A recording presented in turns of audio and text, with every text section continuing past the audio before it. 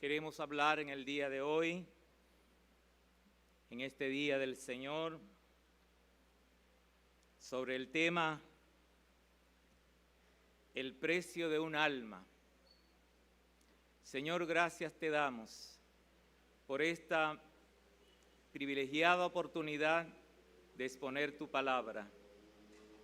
Bendice el instrumento y bendice el contenido de la misma, que sea pegado a ese mandamiento en tu ley, a esos preceptos, a esas indicaciones, las cuales tú nos llamas a obedecer, en el nombre de Jesús.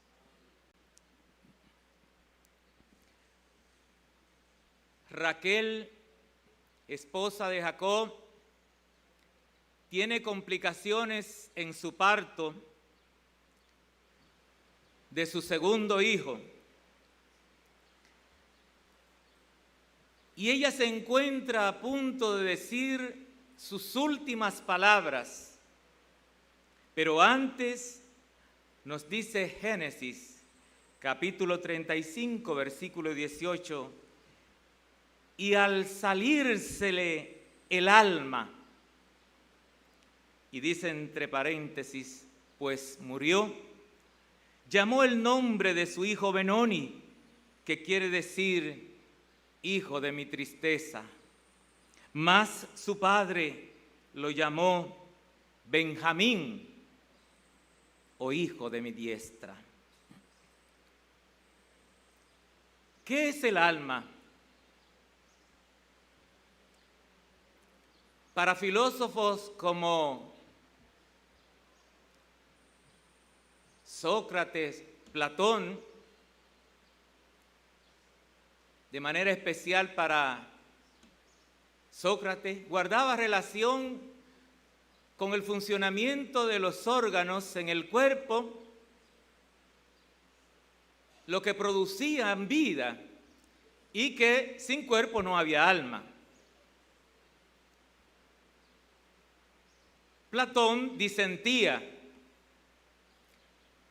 y decía que el alma era una entidad aparte del cuerpo, por demás eterna. Bien, todos tenemos derecho a filosofar. Lo importante es ceñirnos a las Escrituras que fueron inspiradas por Dios para darnos respuestas, algunas no tan evidentes, como es el caso de definir un alma, ya que en la antigüedad alma y espíritu se confundían. Con el devenir del tiempo en el Nuevo Testamento se fueron haciendo indistintas. Una significaba una cosa y el otro otra cosa. Esta frase ánima del latín significa aliento vital. Sin ese aliento, obviamente, tenemos un cuerpo inerte, muerto. Y es la sede de la personalidad, de la emoción, del intelecto, de la voluntad. En otras palabras, define quiénes somos, el alma. Ahí Aristóteles quedó corto, porque estas cosas están ahí aunque no se vean. Mientras que el espíritu es la parte inmaterial más profunda que nos conecta con Dios, pues dice la Biblia que el Espíritu Santo habla a nuestro espíritu.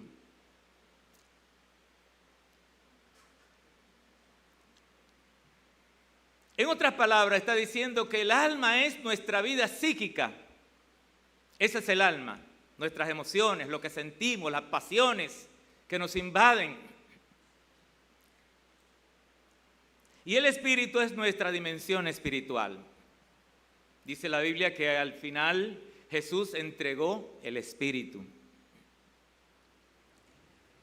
Y la frase y fue el hombre un alma viviente, proviene del Génesis 2:7, describiendo el momento en que Dios forma al ser humano del polvo, sopla aliento de vida en él y se convierte en un ser viviente. Está representando la unión de lo físico, o sea, el polvo, porque somos polvo, y dice la Biblia, tornaremos al polvo, y lo divino, que es el aliento que nos sopla Dios para darle vida a ese muñeco inerte que estaba ahí frente a él. Pero también Dios le da identidad y Dios le da propósito. Por eso es que el alma adquiere un significado tan profundo que hay que ligarlo a lo divino para poder entenderla un poco. Fíjense que a veces creemos que el alma es el corazón, pero si nos vamos a la Biblia encontramos que el alma es distinta al corazón.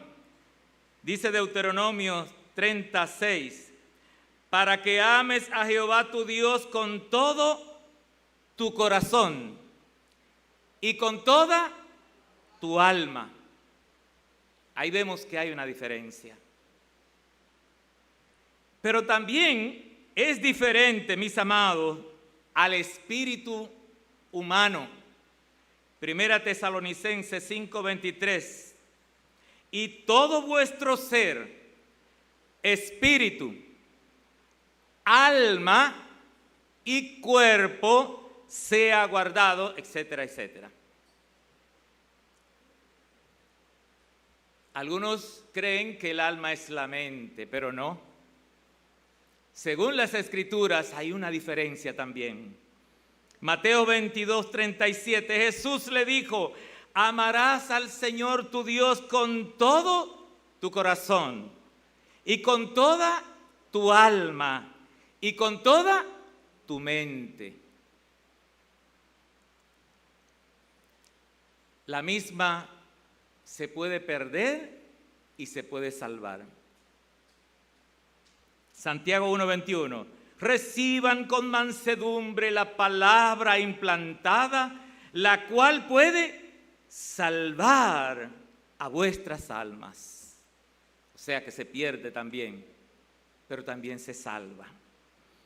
Según las Escrituras, fue lo que Dios puso en la primera pareja en la creación, quienes después, el hombre y la mujer, se unen para crear otro cuerpo, en este caso en los hijos, y con ese cuerpo va un alma también. En el milagro de la concepción, cuando se juntan estas dos células, también en el alma está la conciencia del bien. Y por supuesto, luego cuando el ser humano pecó, la conciencia del mal. Ella nos da conciencia de lo justo y de lo injusto, de lo bueno y de lo malo, del bien y del mal. Es invisible al ojo humano. Muchas personas que han pasado por experiencias cercanas a la muerte, mientras estaban intervenidas quirúrgicamente, sobre todo en operaciones en su cerebro, dan el testimonio, y no son una ni dos, mis amados, hemos visto muchos documentales de este tema, y dan el testimonio de que ellos en un momento dado, con los ojos cerrados y prácticamente toda sensibilidad sensorial que le diera conciencia de lo que estaban viviendo o de lo que estaban haciendo en su cuerpo, estaban nulas, de estar en un lugar alto, sobre todo en una esquina de la habitación donde estaban siendo operadas, y veían al médico, al equipo y todo lo que hacían en su cuerpo. Alguien dirá, a lo mejor el alma está alojada en el cerebro, eso yo no lo sé. Pero usualmente son operaciones que se dan en este órgano, el más importante y extraordinario de todos los órganos en el ser humano, nuestro cerebro.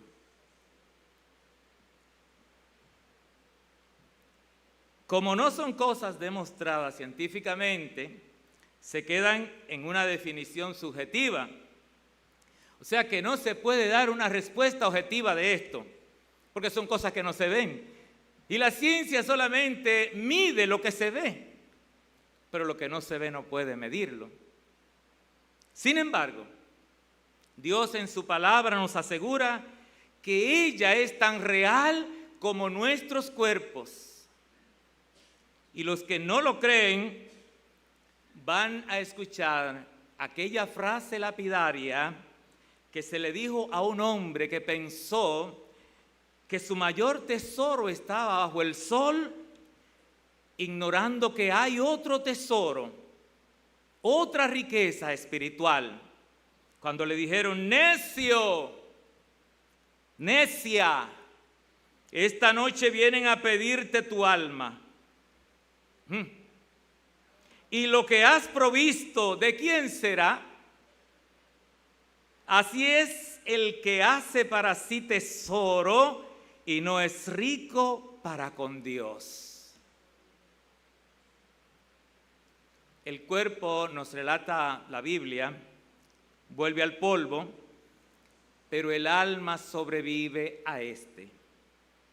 No todo se queda ahí, no todo termina ahí. De tal manera que el alma es más importante que el cuerpo, por supuesto. Si al cuerpo hay que cuidarlo y mantenerlo sano, mucho más al alma, que es imperecedera, porque el cuerpo se destruye y con los años se desgasta.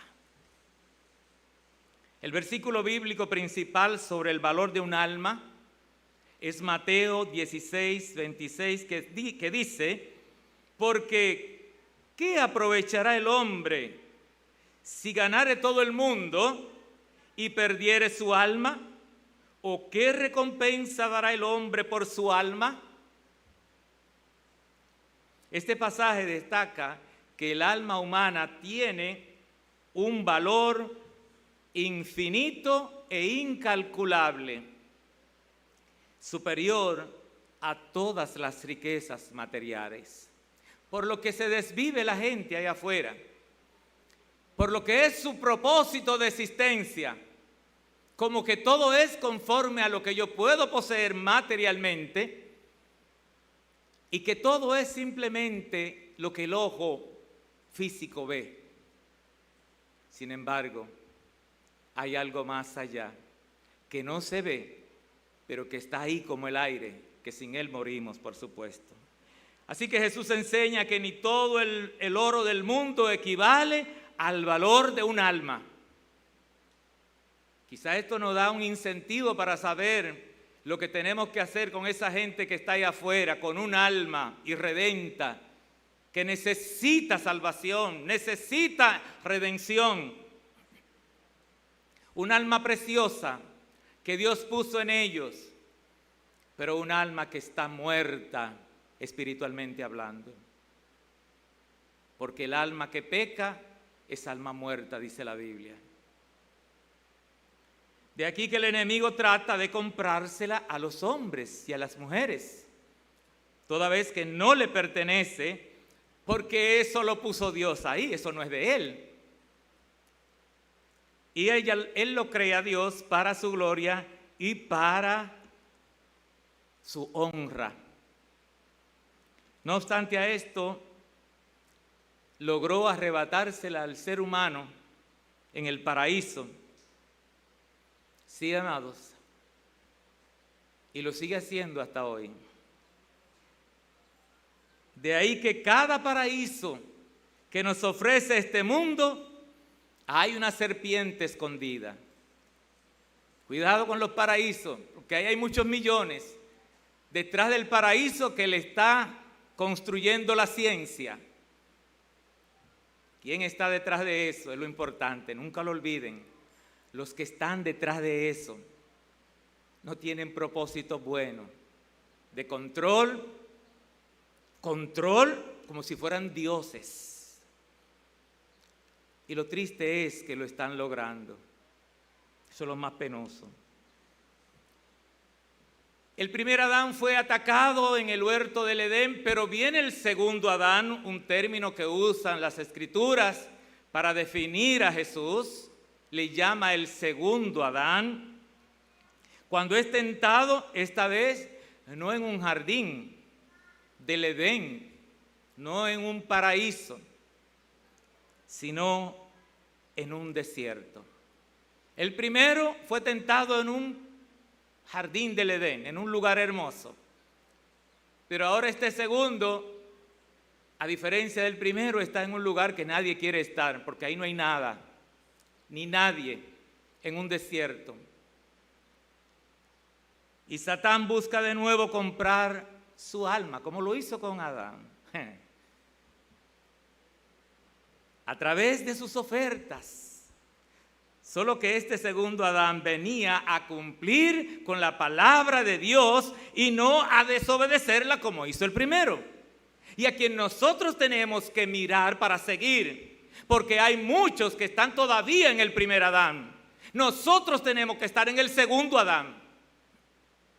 Nuestro modelo no es el primero. Y ahí están los millones y millones y millones siguiendo al primero, en desobediencia.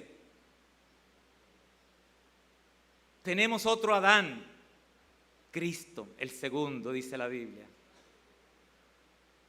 Y a Él tenemos que imitar ante nuestro Dios.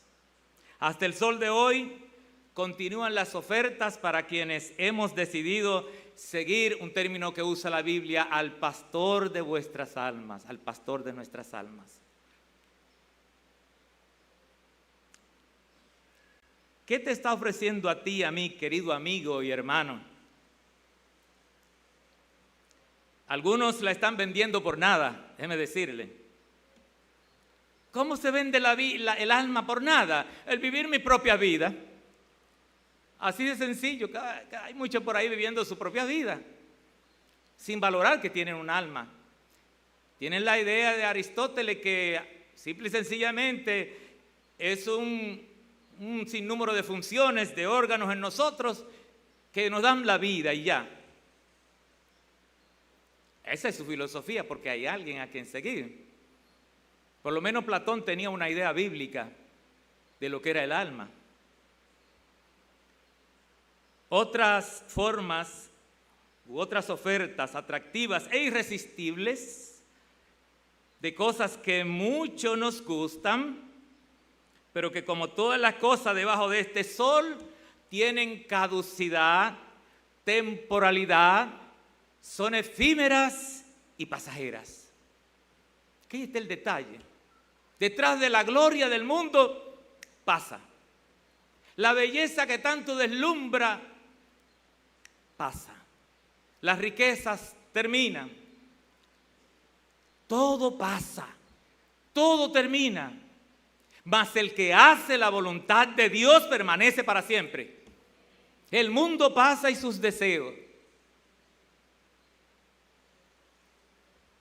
Pero el que hace y complace a Dios como Él quiere, dice la Escritura, como Cristo murió, pero resucitó para permanecer a la diestra del Padre para siempre.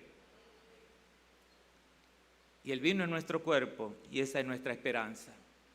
Cuando oímos la expresión fulano o fulana le vendió su alma al diablo, esto es muy cierto, amados.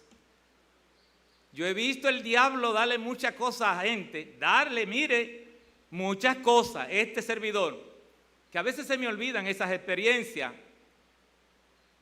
por el alma de esa persona. Muchas personas que están ahora mismo en lugares cimeros en el mundo, en los lugares altos donde están los importantes, los populares y los famosos, déjeme decirle, están ahí algunos porque le vendieron su alma al diablo. Él da, pero quita, pero quita. Mire, eso es real, hermano. No se crea que eso es invento, hipótesis de un predicador. Eso es real. Obtienen riquezas, obtienen fama, popularidad. Pero luego, ¿a qué precio? A veces esas personas que hacen esto lo hacen con una conciencia media de lo que están haciendo, porque no conocen las consecuencias que eso conlleva. Solamente ven el lado bueno, yo quiero esto, pero no ven el otro lado, el anverso y el reverso, a cambio de eso que te doy, ¿qué te voy a quitar? Como vi a una persona que le quitó todo, hasta el marido le quitó, no solamente la posesión, hasta el marido, y por poco le quita un hijo que cabía en mis manos, y yo fui a ese lugar donde están los niños que están ya para morirse, en incubadora, cabía en mis manos, yo le puse un dedito y empecé a orar, a clamar a Dios por ese niño, pero antes había tenido una batalla en la noche, como a las 2 de la mañana, que algo me hacía sentir, un pensamiento hablado, es mío, es mío, es mío. Claro, porque la mamá estaba haciendo negocio con el diablo, tenía altares. Y yo, la oración mía, miren, no pasaba de ese techo. Y fue una lucha grande. El niño se salvó, solo que salió homosexual. Algo le quitó a esa pobre mujer. Salió homosexual. Cosa de la vida. De momento, amados hermanos, otros la venden de forma inconsciente, porque eso lo hacen de forma consciente, y de forma inconsciente provocan su muerte espiritual, o sea, la muerte espiritual del alma. Tienen el cuerpo, vida en el cuerpo, pero el alma muerta. Porque en eso está el asunto de la muerte. Es una muerte espiritual en esa alma. El valor del alma no lo determina el tentador con sus ofertas, porque el alma no tiene precio. El alma no está en venta. Y por eso nadie debe negociarla directa o indirectamente, porque no es mía ni de nadie más que de Dios. Por todo lo antes dicho fue que Dios procedió a rescatarla. El precio con el que fuimos comprados se revela en Pedro 1:18. Pero ustedes saben que Dios pagó un rescate para salvarlos de la vida vacía que heredaron de sus antepasados. No fue pagado con oro ni plata. Oiga eso. No fue pagado con oro ni plata, por lo que la venden los hombres y algunas mujeres, los cuales pierden su valor, sino que fue con la preciosa sangre de Cristo, el Cordero de Dios, que no tiene pecado ni mancha. El final de este mensaje es este: el alma no está en venta, porque no hay un precio aquí que pueda pagar por ella. El valor del alma es tan alto, pero tan alto, que Dios estuvo dispuesto a entregar a su único Hijo para redimirla y dar su vida en rescate por cada uno de nosotros. Ahora le pertenece a Él. No es del maligno, no es del mundo para que negociemos con el mundo, o del maligno para que negociemos con el maligno. Es de Dios, y lo que está en sus manos nadie lo arrebatará. Dios le bendiga.